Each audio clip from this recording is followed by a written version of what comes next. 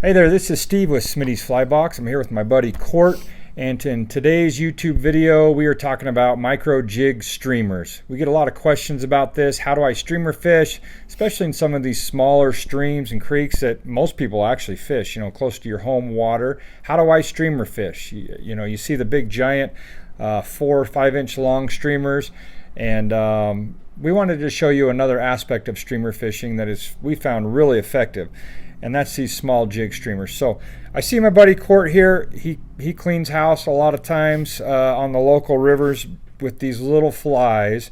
So I wanted him to just take me through. So Court, talk to me first of all a little bit about some of these flies, some of their attributes, their names, some of these designs that we actually have on our website for a deal.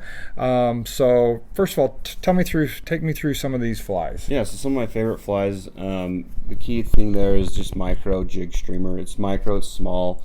I mean, these are size 10, 12 hooks that we're using here. The key element is really the tungsten bead. That's just going to help that fly get down really quick. And like Steve was saying, when we fish these smaller rivers, we want something that's going to get down really quick, so that it's just fishing in really tight spots where that current can move your line really fast out of the way. So we find these tungsten jig streamers get down really quick into the strike zone. So something like these little mini bunny leeches, basically just rabbit tail and a little dubbing and some flash. Flies like these gulpins here, which is all marabou and a little bit of rabbit for the tail. Really sleek and slender. They get down quick. And then let's see, we got the Fritz bugger as well. This is a good one as well. Kind of like a little mini woolly bugger with some Fritz chenille on it, long marabou tail. We find that these tight line techniques with a Euro rod, you can even do this with a traditional rod, gets that fly right down into the zone, and you can kind of dictate how that fly moves and where it's going through the run. Nice.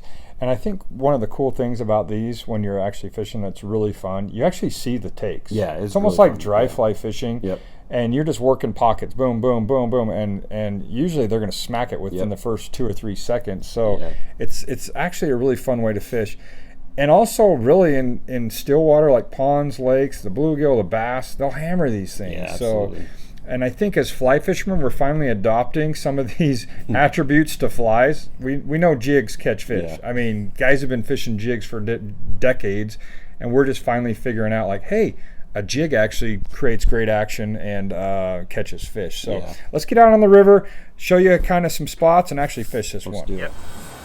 All right, so we're going to approach it just like we anywhere. We're going to try to find fish in nice soft riffles, behind boulders where we think fish are holding. So like this particular run, we've got kind of a little soft riffle along that fast stuff. So we could work tight to the bank, right through the seam, and actually drop that streamer into the dark stuff right there, which would probably be effective. So we can fish this whole section right here. So this is a good place to start. Court, show us how it's done.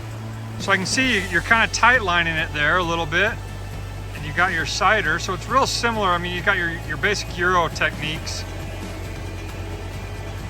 We're fishing upstream right here, and I can see you're kind of bouncing that fly, just wiggling that tip for a little action there. For Euro nymphing, I want to try to get my cider up off the water as soon as I can so there's no drag. But I'm just getting that up, tight line.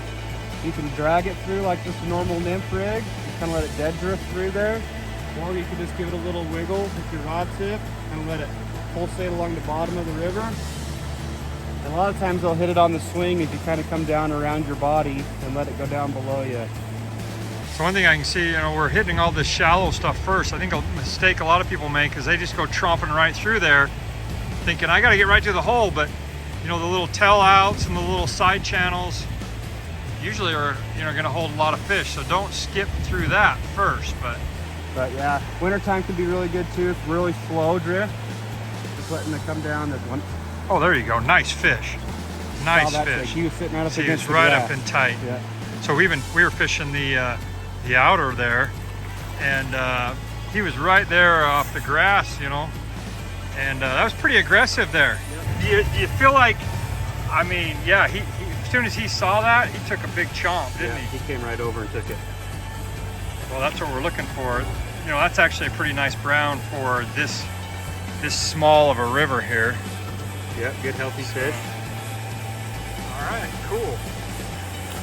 How do you detect a strike? My experience is most of the takes I'm going to fill them. There's going to be a pretty hard take because my thinking is they think that's a bait fish or a minnow, sculpin of some type.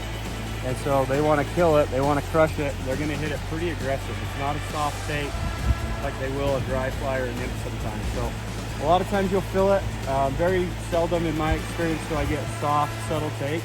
And then where you're twitching it too, you're triggering that predatory response on a trout, or they're going to want to come chase it down and smack it. So it's mostly fills. You can see that. I mean, you'll feel it.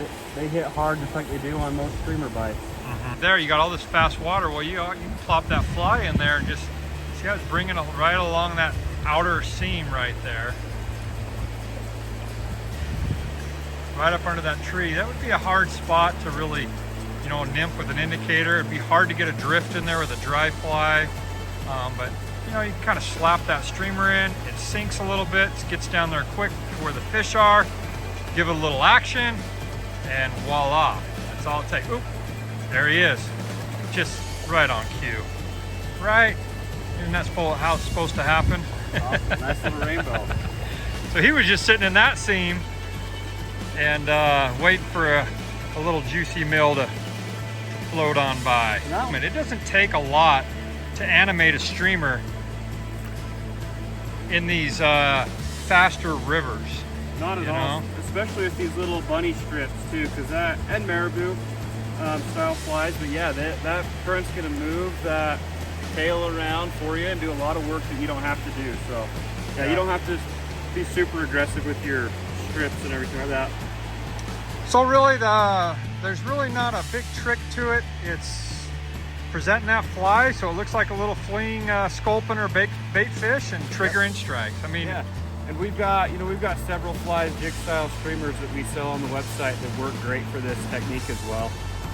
It's super easy to do. It's not intimidating at all. I think sometimes streamer fishing can be kind of intimidating because you got these big gaudy streamers sometimes, and they work, but these are just pretty effective just for these small rivers, small tight areas. Get them in, bounce them, just play around with it and have fun. There's lots of different options to have success with it. yeah.